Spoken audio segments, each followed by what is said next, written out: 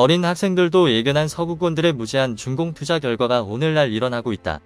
미리 예방주 삼아준 우리나라가 중국의 속셈을 파악하고 뒤늦게라도 대처할 수 있어 그나마 다행이다. 시진핑은 절대로 더불어 사는 세상을 꿈꿀 줄 모를 게야. 그러면 망할 수밖에 없지. 욕심은 사망을 낳는 게다. 중국의 탐욕도가 지나칩니다. 천벌을 맞을 아킨. 네티즌들이 왜 그렇게 반응하고 댓글을 달았을까요? 이유를 한번 봅시다. 최근 한국에 난리가 났습니다.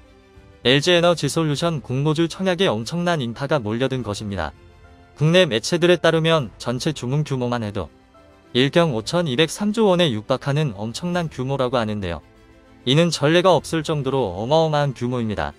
대한민국 기획재정부에서 발표한 2020년 대한민국의 국내 총생산은, 즉 대한민국 국민들이 1년 동안 버는 돈의 8배가 단 한 기업에 쏠린 것입니다. 이것만 두고 보더라도 이번 공모주 청약에 얼마나 많은 금액이 몰린 것인지 쉽게 가늠해 볼 수 있는데요. 경제 전문가들은 이에 대해 한국 자본뿐만이 아니라 중국을 비롯한 국외 자본까지 유입된 것으로 분석하고 있습니다. 실제로 국내외를 막론하고 저명한 금융투자자들은 입을 모아 LG에너지솔루션이 높은 관심을 받을 만한 유망기업이라고 말합니다. 또한 일각에서는 최근 중국이 리튬을 독점하기 위해 전 세계 광산을 싹쓸이하고 있는 것과 무관하지 않은 것으로 봤습니다. 실제로 최근 중국은 한국 배터리 산업에 치명적인 타격을 주기 위해 음모를 꾸미고 있습니다. 배터리 산업은 한국에 있어 반도체에 버금가는 중요 산업인데요. 이 배터리를 만드는 데 꼭 필요한 게 바로 리튬입니다. 그리고 중국이 요소수로 한국을 뒤흔들었던 것처럼 리튬을 독점해 한국의 공급망을 통째로 뒤집어 버리기라도 한다면 한국은 전에 없던 엄청난 위기를 맞게 될 것이 분명하다는 분석입니다. 그러나 한국은 중국의 치졸한 협잡지를 눈치채고 이미 충분히 대비를 끝마친 것으로 드러났습니다. LG에너지솔루션과 포스코 등 우리나라 굴지의 기업들이 팔을 걷어붙이고 나선 것입니다. 그리고 이에 따라 전 세계의 이목이 한국에 집중되고 있는데 한번 자세하게 알아보겠습니다. 중국이 최근 들어 또다시 수상한 행보를 보이며 전 세계가 초긴장 상태에 돌입했습니다. 리튬이온 배터리의 핵심 재료인 탄산리튬을 중국이 싹쓸이하고 있기 때문입니다. 전 세계에서도 남미, 호주, 아프리카 등 한정된 곳에 몰려있는 희귀자원을 막강한 자본력을 앞세워 집어삼키는 중국의 횡포에 전 세계가 경악을 금치 못하고 있습니다. 특히 칠레, 볼리비아와 함께 남미 리튬 삼각지로 불리는 아르헨티나에서 중국 기업들의 리튬 확보전이 엄청나게 치열한 것으로 밝혀졌습니다. 니케이 아시아 리뷰에 따르면 최근 중국 기업이 아르헨티나 리튬 광산 3곳에 투자한 금액만 10억 달러를 훌쩍 넘는데요. 미국 지질조사국에 따르면 이 리튬 삼각지에는 전 세계 리튬 매장량의 약 74%가 집중되어 있습니다.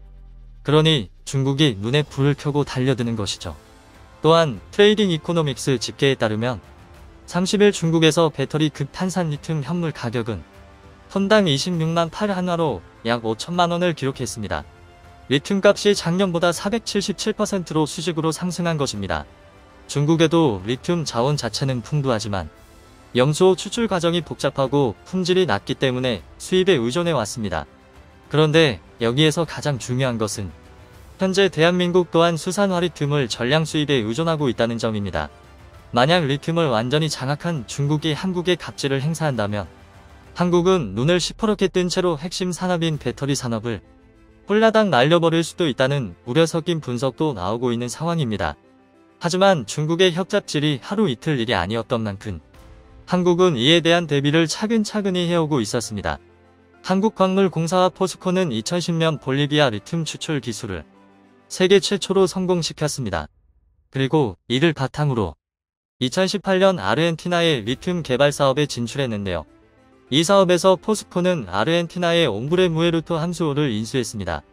옴브레 무에르토 함수호는 당초 220만 톤가량의 리튬이 매장되어 있는 것으로 알려졌습니다. 하지만 지난해 말 미국의 염수 리튬 전문 컨설팅 기업 몽고메리의 발표에 따라 이 이야기는 완전히 뒤집어져 버렸는데요. 몽고메리는 조사 결과 포스코가 소유한 아르헨티나 함수호의 탄산 리튬 매장량 규모가 1350만 톤에 달한다고 확인했습니다. 기존 파악하고 있던 양 대비 6배나 막대한 양의 함수호가 묻혀 있었던 것인데요. 뿐만 아니라 최근 글로벌 금융시장에 따르면 중국에서 거래되는 탄산 리튬 가격은 지난해 7월 튼당 5,000달러에서 지난달 1만 1,000달러로 2배 넘는 상승세를 기록했습니다. 즉 포스코가 소유한 아르헨티나 함수호의 가치가 12배나 상승한 것이나 마찬가지라는 분석입니다. 여기에 탄력을 받은 포스코는 광양 포스LX 공장에 국내 최초의 수산화리튬 생산 라인을 준공하기까지 했습니다. 이번에 포스코가 준공한 수산화리튬 라인은 연간 1,500톤 규모로 알려졌는데요. 여기에서는 폐이차 전지에서 수거한 인산 리튬을 전환 농축 작업을 거쳐 수산화리튬으로 만들게 됩니다. 리튬 회수율이 80% 이상인 데다가 불순물 함량도 외국 경쟁사 제품의 3분의 1 수준이라 세계에서도 높은 경쟁력을 인정받고 있습니다. 한편 전문가들은 중국이 이렇게까지 리튬에 목숨 거는 이유에 대해 한국을 비롯한 경쟁국들을 힘으로 찍어 누르기 위해서라고 분석했습니다. 실제로 중국의 리튬 광산 고위 경영진은 큰 논란이 되고 있습니다. 과거에도 중국은 막대한 인구수와 자본력을 바탕으로 시장을 찍어 누른 뒤 경쟁사들을 말려 죽이는 전략을 사용해 왔다는 점이 이 분석에 설득력을 더하고 있는데요.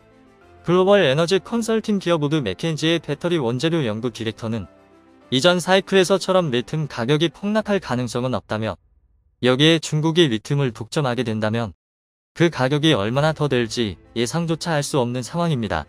또한 가격 상승은 현재 한국에 엄청난 영향을 끼칠 수 있는 분석까지 나왔습니다.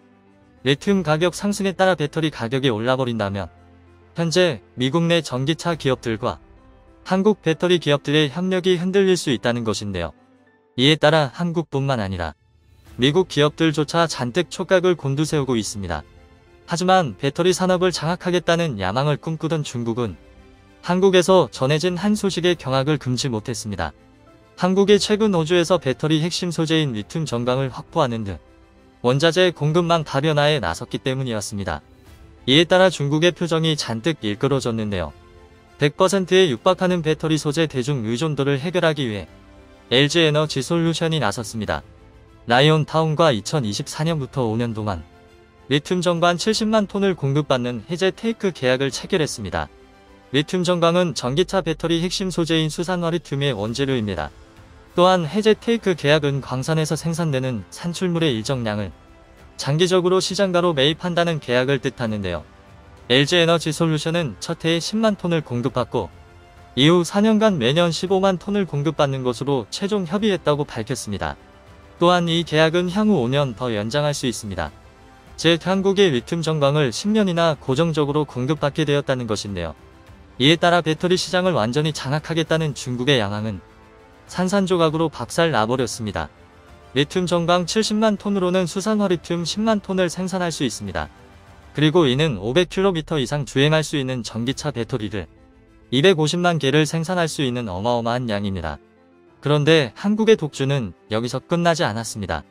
포스코는 광양 경제자유구역 율촌 산업단지에 연간 4만 3천 톤 규모의 광석 리튬 추출 공장을 추가로 착공한다고 밝혔는데요.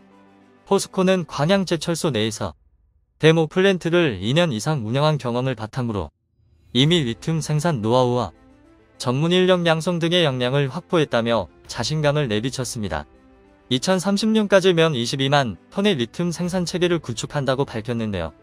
계획대로만 된다면 중국이 무슨 짓을 하더라도 대한민국의 리튬 굴기를 막을 수 없게 됩니다. 주변국의 협잡질에도 흔들리지 않게 된 대한민국이 엄청나게 든든하고 자랑스럽습니다.